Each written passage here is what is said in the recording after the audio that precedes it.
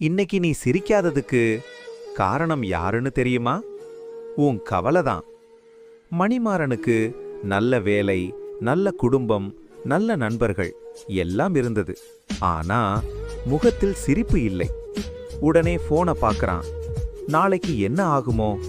இந்த பிரச்சனை எப்போ தீருமோ? எல்லாம் எப்போது சரியா போகும்? ஒவ்வொரு எண்ணமும் ஒரு கவலை. நாட்கள் கடந்தன. ஒரு நாள் ஒரு வயதான மனிதர் மணிமாறனை பார்த்து சொல்கிறார், ஏன் நீ தினமும் சோகமாகவும் வருத்தமாகவும் கவலையுடனும் இருக்கிற? அது ஒன்றுமில்லை பெரியவரே. மணிமாறா, உன் வீட்டுக்குள் திருடன் வந்தா என்ன செய்வ? வெளியே தள்ளுவேன்.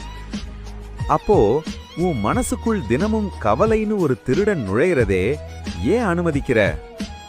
ஆமாம் பெரியவரே, நான் இத பத்தி கொஞ்ச நாள் கூட நினைச்சு பார்க்கல. அந்த வயதான மனிதர் மணிமாறனை பார்த்து சொல்கிறார், நாளை வரும்னு நினைச்சு இன்னைக்கு சாவுறது முட்டாள்தனம். அந்த நொடியிலிருந்து மணிமாறன் புரிஞ்சுகிட்டான்.